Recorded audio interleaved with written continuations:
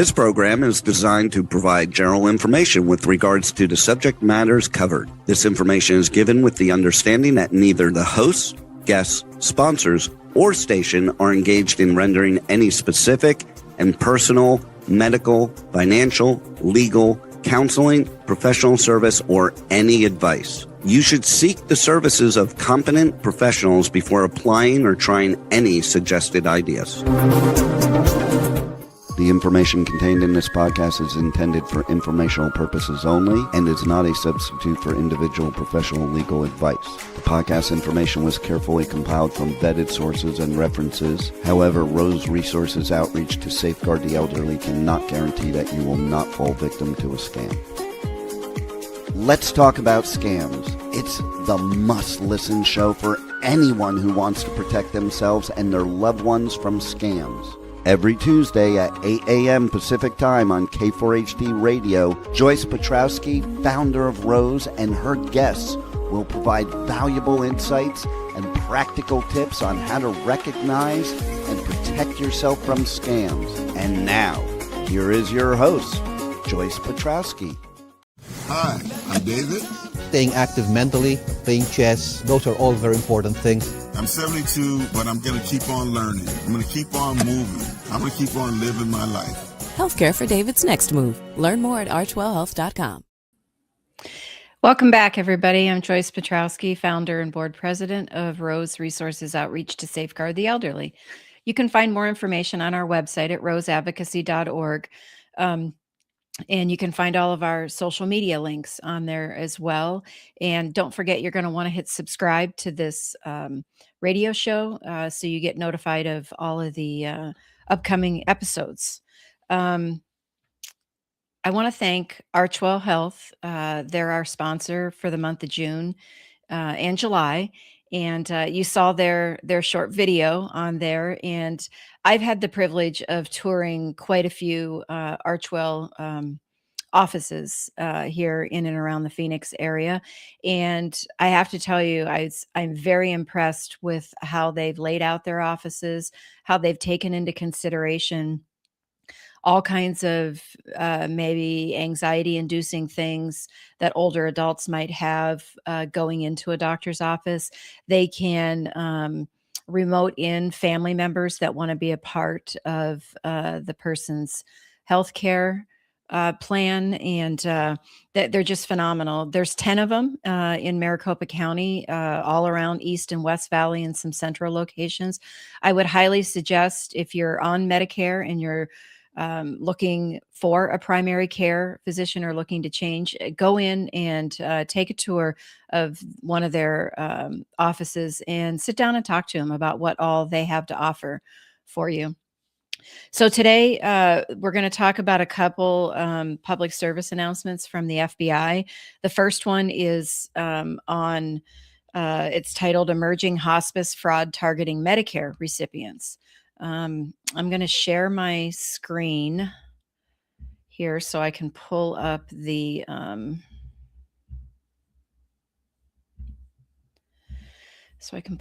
actual, here it is.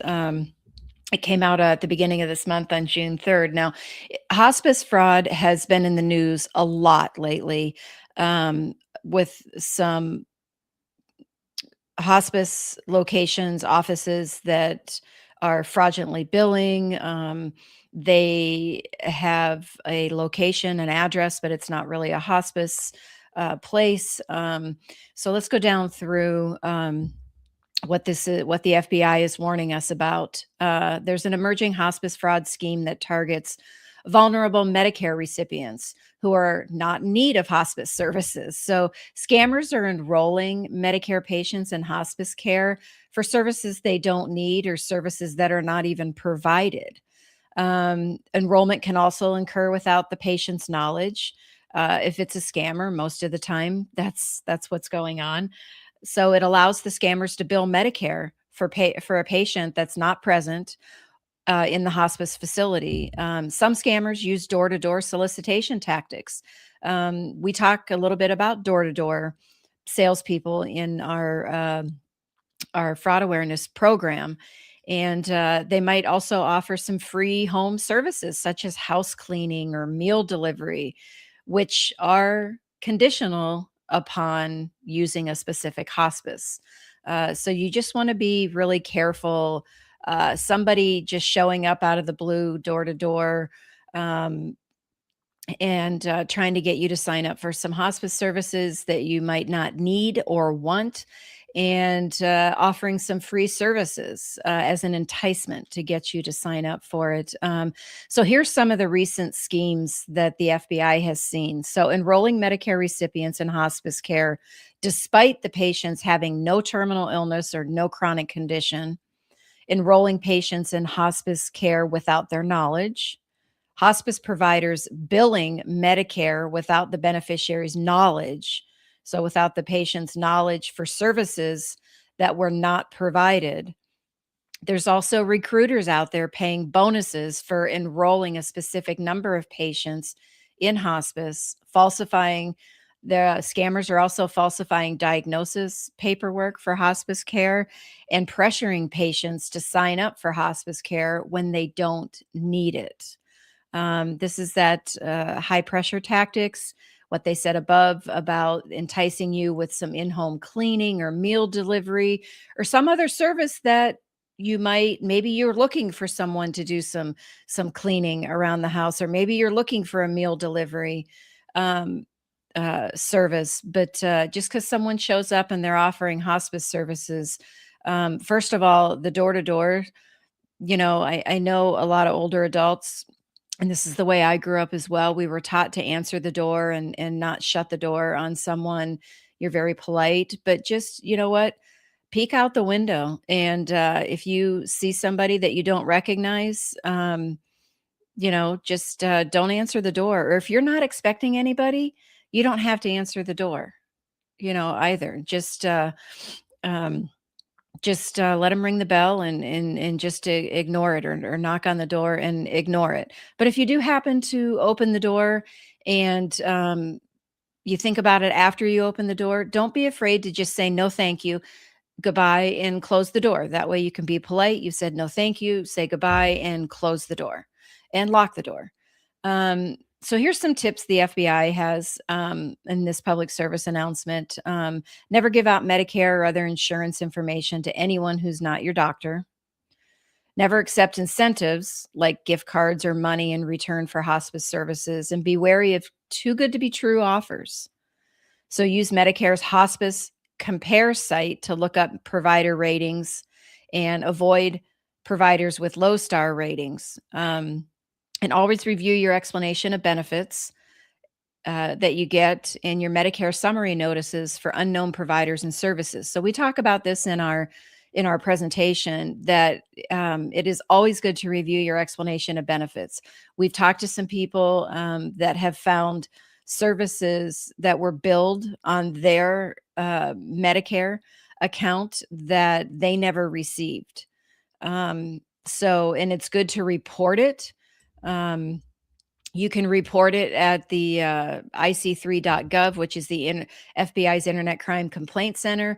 But the better place, in my opinion, to report it is to report it through Medicare. You can always call Medicare at 1-800-MEDICARE. The phone number is right there on the screen, 1-800-633-4227. Always report it directly to Medicare, because you want to get those charges off of your Medicare account. You don't want those false charges affecting any sort of benefits that you might be entitled to, or any sort of maybe new policies that come out that you might be entitled to if it weren't for those fraudulent charges. So always look at those when you get them, make sure they're accurate. And we have another tip, is that we really highly suggest to people, whether they're just starting out on Medicare or maybe they're already on Medicare but they don't have a Medicare agent, is to find a trustworthy, reputable Medicare agent and work through them. They are not going to charge you for their services. They are required every year to take classes and trainings to learn about all the changes that are occurring that year and any new programs and policies that are coming out. So then they're going to be the best person that is going to be able to help you navigate the Medicare system and determine which policies work best for your situation. You might have a friend, a family member, you might hear somebody talk about it, you might hear something advertised on the TV or the radio or whatever, talking about this new Medicare policy or a certain policy that's had some changes to it with Medicare. And, you're being told that this is going to work for you, or someone's telling you, I changed and it's really saved me a lot of money. You should change too. Just always work through your Medicare agent, because your Medicare agent knows your history, knows your medical conditions, your diagnoses, knows the prescriptions that you're on. And just because one plan is good for one person doesn't necessarily mean it's good for another person, because everybody's medical diagnoses, prescriptions, personal situation is different. So get that. There are a ton of Medicare agents around. You can go on to Medicare's, or that was Medicare's Hospice Compare site. But if they have that on there, I would believe, and I'm pretty certain that Medicare also has where you could look up a specific Medicare provider um, on there. On their website. But talk to your trusted friends and family members and find out who they use as an agent, that they trust them and they've had good results with them. The best thing is on referral basis. um, and and then talk to that person, to see that Medicare agent, to see what they can do for you, how they can help you navigate the whole system. Yes, you can do it on your own. You can go to the Medicare website every year and look at the updates, the changes, the new plans, all of that stuff. But that's going to take a lot of time.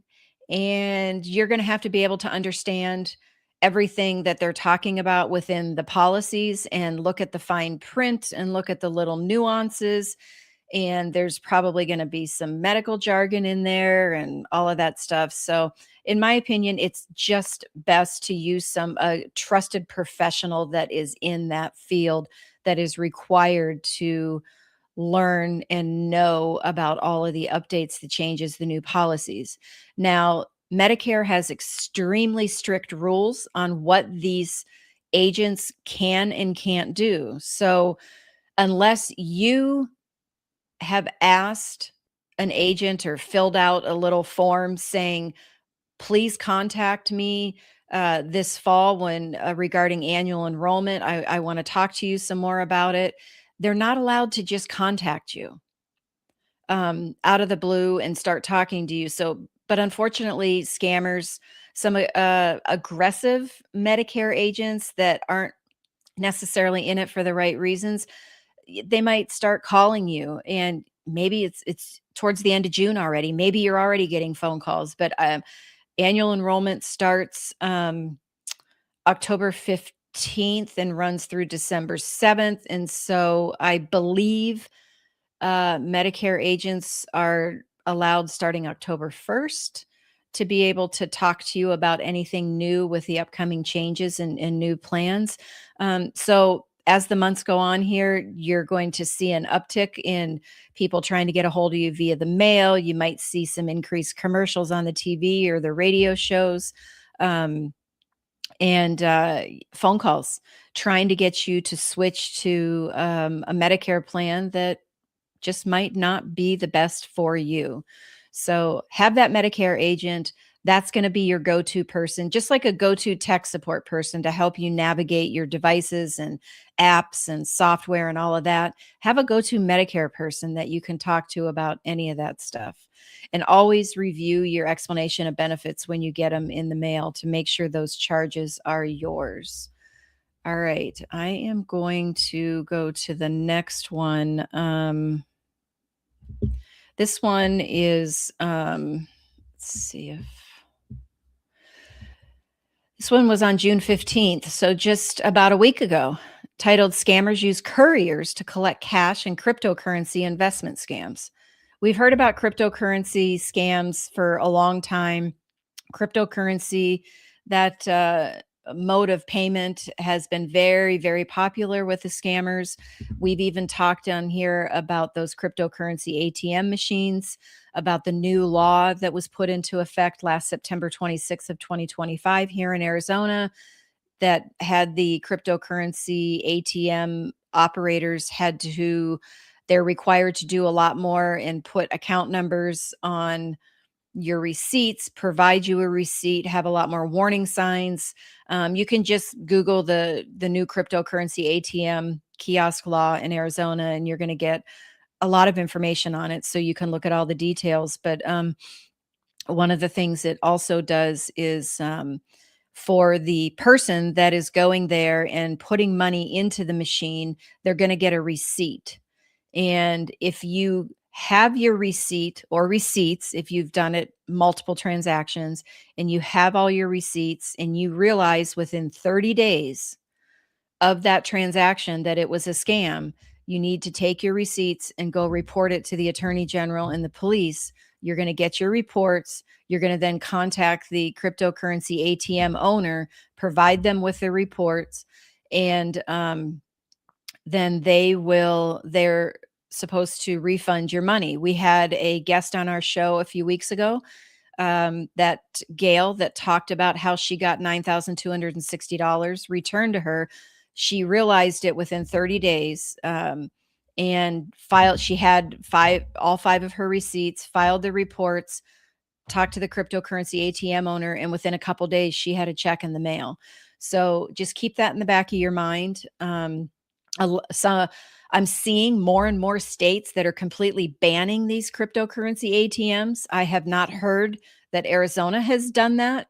I'm hoping down the road that they're going to look to put even tighter restrictions on this law, because one of the things the law provided was if you were a first-time user, you could only put a maximum of $2,000 in.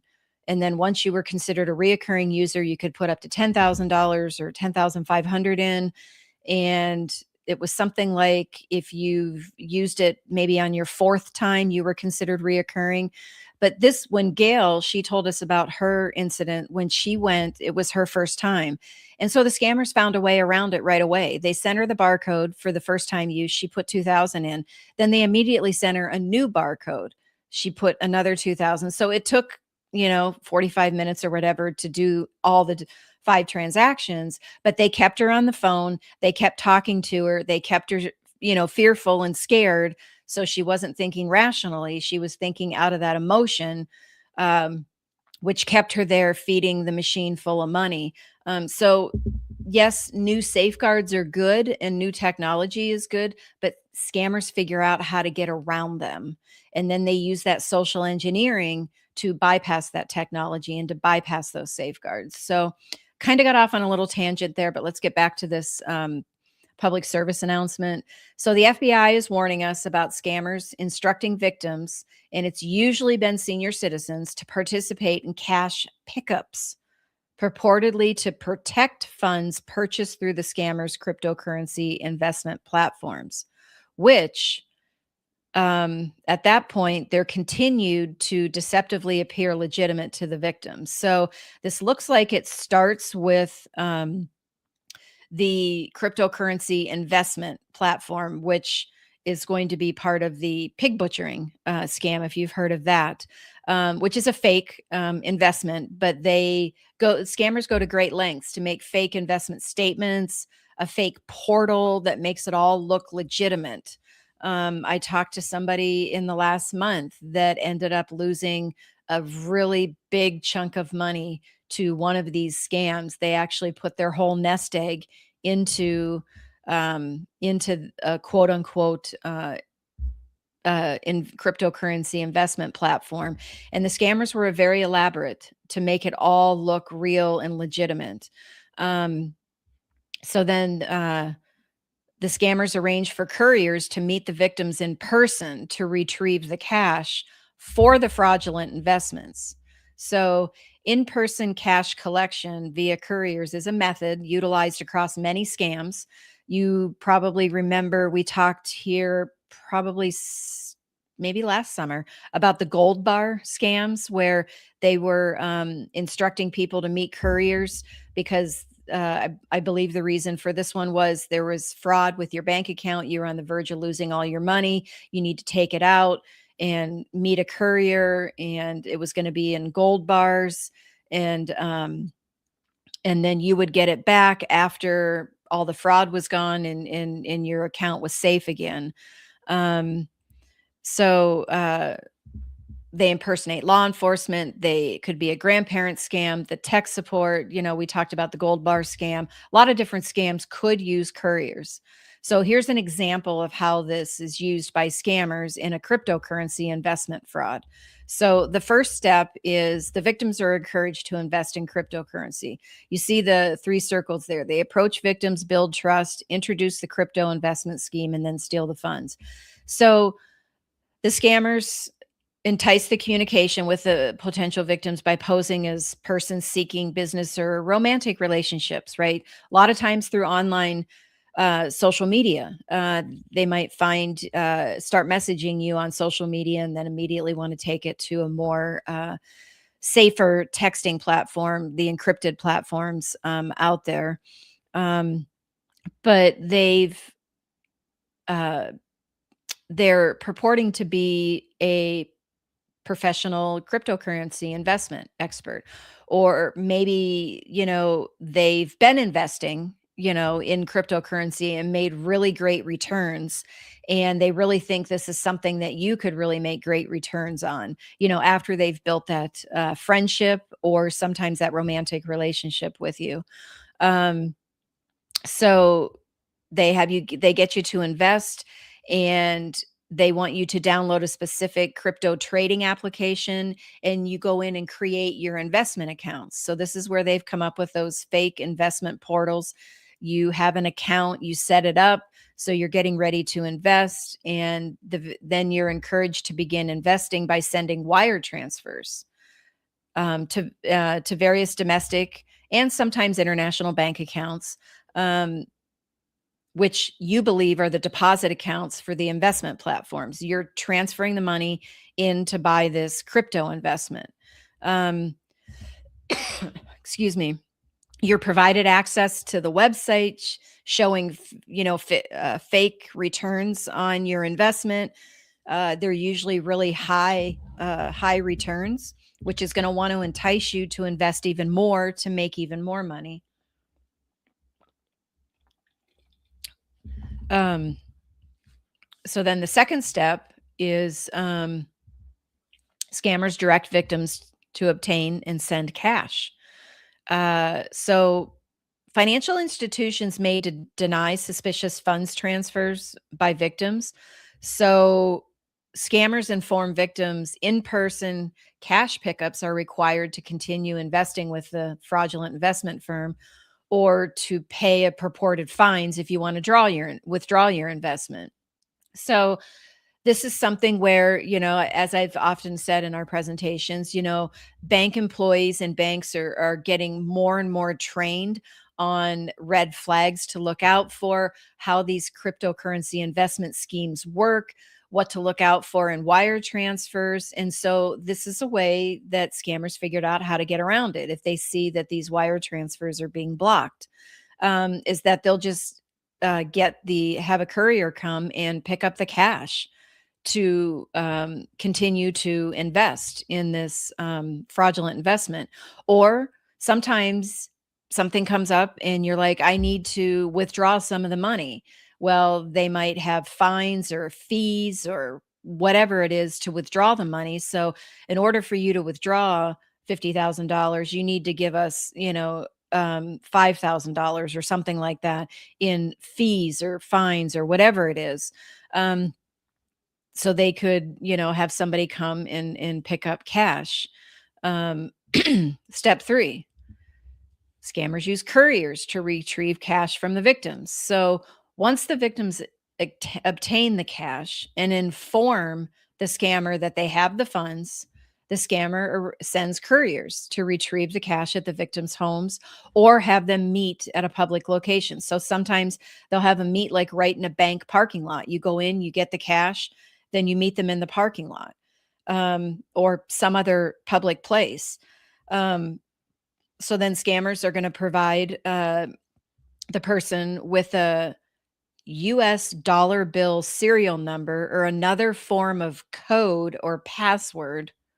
So when the courier arrives, they show the victim the dollar bill or provide the agreed upon password to authenticate the courier's affiliation with the scammer. So once the cash pickup occurs and the courier departs, victims can see an increase in the deposits in their virtual wallet, which is what where the cryptocurrency is held, is in a wallet, displayed in their account. So they give the money over to the courier. They pull up their investment account and they're like, "Oh, the money's there. Okay, good. This worked." But then you go in to try to take the money out, and at least maybe your profits, they begin to loop over by forcing the victim to pay fraudulent taxes and penalties, again, using couriers for cash pickups. And you can see how this just keeps going in a circle, in a circle. And before you know it, your nest egg, your money's gone. And this is what happened to this person that I talked to. They were trying to say, unless you pay this money today, you can't have access to your investment. We're going to shut down your account. You can't access it, and all of that. And I think what this scammer had said to this person that I talked to recently was that if you don't pay these fees, we're going to take all your money and give it. And it was to some national or global charity, that they talked about. But the person was like, I don't have any more money. If you want me to pay these fees, I have to be able to access my money to get it, to pay the fees. And so it becomes extreme. You lose your money. It's frustrating.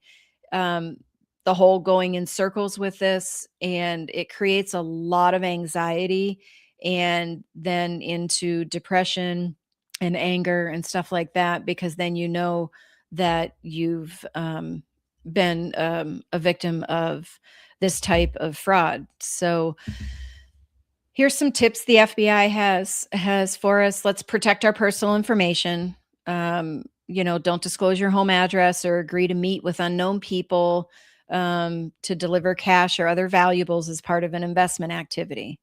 Even if you invest with, legitimate investment companies, everything's done via transfer. Do not continue with unsolicited communications with any unknown person. Be suspicious of unsolicited communications and contact with strangers. That love bombing, that's that social manipulation, especially people that have lost their spouses. They're at a higher risk for this because there's so much public information and obituaries and all that. Do not click on unsolicited pop-up messages. If you happen to accidentally do that, or you think you might have, this is where your trusted tech support person is going to help you. Prior to investing, if you're thinking about investing in any cryptocurrency platform, do your research. Talk to your regular trusted investment advisor. They might not invest in cryptocurrency, but I bet you they know a legitimate, trustworthy crypto investor that you could talk to do some research on it, and also report it. If you need help filling out your form, if you're over 60 years old and you need help filling out the IC3 complaint form, you can contact the Department of Justice Elder Justice Hotline. The number's right here, 1-833-FRAUD-11. So just be very careful with this, and only invest with your trusted investment advisor, and always, always, always do your research. And those investments that someone's trying to get you to invest in that says, oh my gosh, look how much money I made, you're going to make all this money, too good to be true. So be very, very careful. That is all I have for today. Let me stop sharing here. All right. So next week, I think we're going to go over a couple more FBI public service announcements. And don't forget, get on our website at roseadvocacy.org. You'll find all our social media links up there. And you can visit our Let's Talk About Scams website to find all the past episodes. You can go on our YouTube channel, which the link is at the top of our website. And you can find all the past episodes and the shorts, and subscribe to the YouTube channel. We're trying to grow our subscribers there. And don't forget, you get a chance, you're in and around Maricopa County, check out one of those Archwell Health locations and talk to someone there, take a tour, see what they can do to help you. All right. Thank you. And I'll see you guys next week. Well, that's all the knowledge for this episode.